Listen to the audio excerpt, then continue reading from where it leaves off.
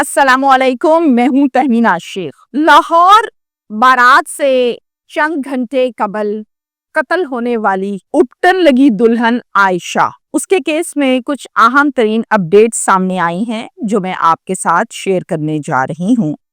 हर गुजरते दिन के साथ इस कत्ल की गुत्थियां सुलझती जा रही हैं, कड़ी से कड़ी मिलती जा रही है और केस क्लियर होता जा रहा है। बहुत से ऐसे सवालात थे इस केस में जो मैंने भी किए, जो आप लोगों ने भी मुझसे पूछे, उनके बहुत सारे जवाबात आज के व्लॉग में मैं आपको दूंगी क्योंकि गुत्थियां सुलझ रही हैं। फैमिली ने हकीकत छुपाई लेकिन हकीकत छुप ना सकी। मेरी इस फैमिली के उन रिश्तेदारों के साथ बातचीत हुई है जो वाकई इस कत्ल से मुतल्लिक और आयशा के कत्ल का इंसाफ चाहते हैं। मैं वो तमाम डिटेल्स आज के व्लॉग में आपके साथ शेयर करूंगी कि इस कत्ल में इकराम के साथ साथ और कौन कौन सहूलतकार शामिल था। कहीं भी कोई कत्ल हो जाए तो उस कत्ल में कातिल तो होता ही है मरकजी मुलजिम, उस कत्ल में साथ देने वाला सहूलतकार, उस कत्ल को छुपाने वाला भी बराबर का शरीक और मुलजिम कहलाता है कानून की निगाह में। असल हकीकत क्या है मैं वो आपको बताऊंगी कि मेहंदी की रात हुआ क्या था। आज के व्लॉग को जो लोग डिटेल के साथ सुनेंगे उनको क्रिस्टल क्लियर ये केस हो जाएगा कि मामला था क्या। बहनोई इकराम पसंद करता था साली आयशा को, रिश्ते में साली है। अपनी मोहब्बत का इजहार 12 मर्तबा ये आयशा से कर चुका था कि मैं तुम्हें पसंद करता हूँ, मैं तुमसे मोहब्बत करता हूँ, तुम कहीं और शादी कभी भी मत करना। आयशा प्यार करती थी फलक शेर से पिछले 7 से 8 साल से, उसको पसंद करती थी और उसी के साथ शादी के ख्वाब सजाए बैठी थी कि मेरे साथ जो लड़का बैठेगा, जो दुल्हा बैठेगा वो फलक शेर होगा। फलक शेर चूंकि मामू का बेटा भी है, मोहब्बत भी करता था और शादी भी कर रहा था, तो ये मोहब्बत में शिद्दत बढ़ती ही जा रही थी। आयशा ने ये बात किसी को आज तक नहीं बताई थी कि मेरा बहनोई इकराम मुझे पसंद करता है, मेरा बहनोई इकराम मुझे 12 मर्तबा मोहब्बत का इजहार कर चुका है। उसकी वजह यह है कि अगर वो ये बात किसी और को बताती तो इस वजह से घर ना टूट जाए मेरी सगी बहन का। वो इस पर पर्दा डालती ही रही। आयशा ये आज तक समझती रही कि मैं इकराम को बहुत दफा शटअप कॉल दे चुकी हूँ, लिहाजा इकराम बाज आ जाएगा और मजीद तंग नहीं करेगा। लेकिन वो ये नहीं जानती थी कि इकराम बाज नहीं आएगा, इकराम आयशा की जान ले लेगा। मेहंदी की रात तो हुआ क्या था सुन लीजिए। तेल मेहंदी की रस्म को बड़ी खुशियों के साथ अदा किया गया।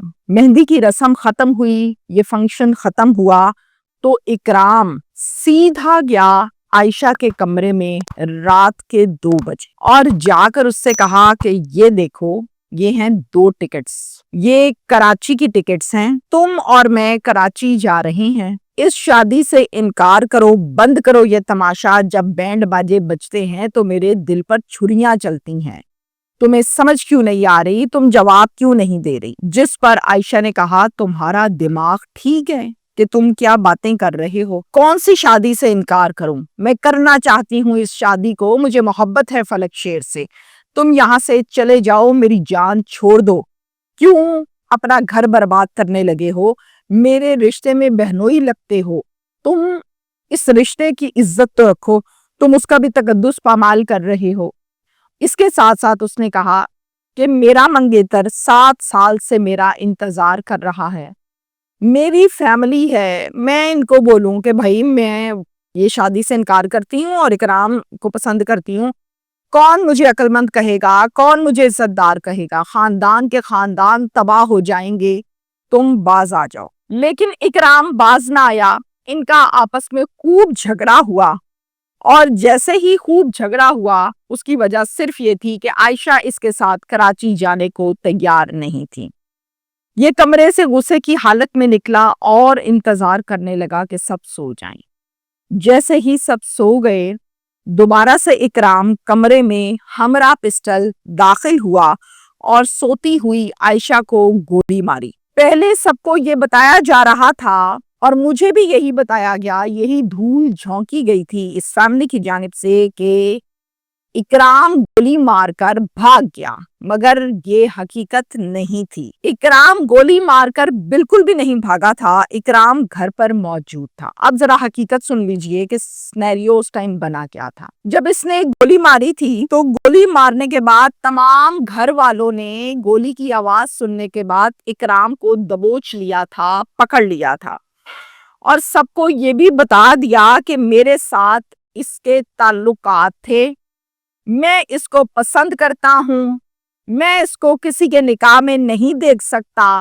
یہ انکار نہیں کر رہی تھی، میں نے بہت سمجھایا، ٹکٹیں بھی لی، یہ باز نہ آئی، میں نے گولی مار دی۔ اسی کشمکش میں دلاور جو کہ عائشہ کا بھائی ہے، وہ 15 کی کال کر چکا تھا پولیس کو۔ متعلقہ پولیس سندر وہاں پر جب پہنچی تو پولیس نے پوچھا کہ کیا ہوا ہے۔ گھر والوں نے بڑی ہوشیاری اور چالاکی کے ساتھ یہ پلان بنایا تھا کہ جیسے ہی پولیس آتی ہے ہم پولیس کو یہ کہیں گے کہ ڈکیتی کی غرض سے کچھ لوگ ہمارے گھر میں گھسے ہیں، انہوں نے ڈکیتی کی ہے، اور جاتے ہوئے مزاحمت کی عائشہ نے تو وہ عائشہ کو گولی مار کے فرار ہو گئے۔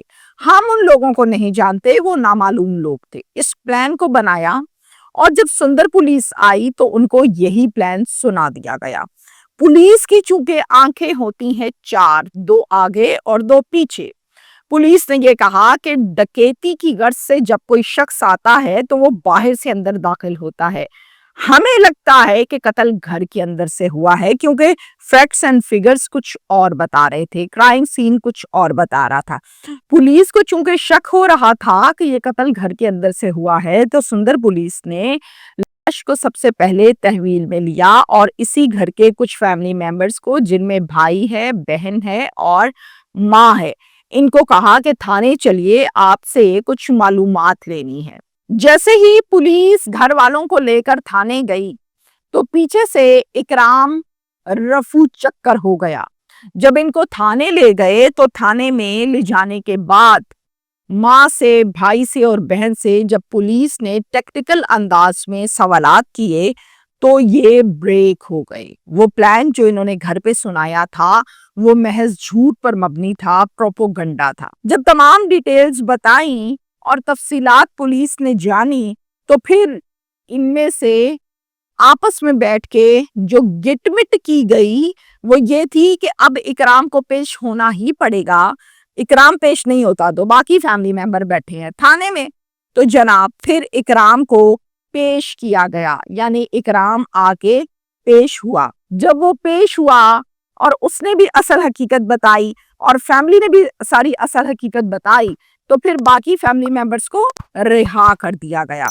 یہ ہے جناب وہ مہندی کی رات کی ساری بات، جس سے فیملی اب تک لگاتار پردہ ڈالتی ہی رہی۔ یہ وہ بات ہے جس میں جب دعائے مغفرت کر رہی تھی تو مجھے یہ کہا تھا ہم نے کسی میڈیا والے سے بات نہیں کرنی، نا نا نا نا نا نا نا نا، ہماری عزت رول گئی۔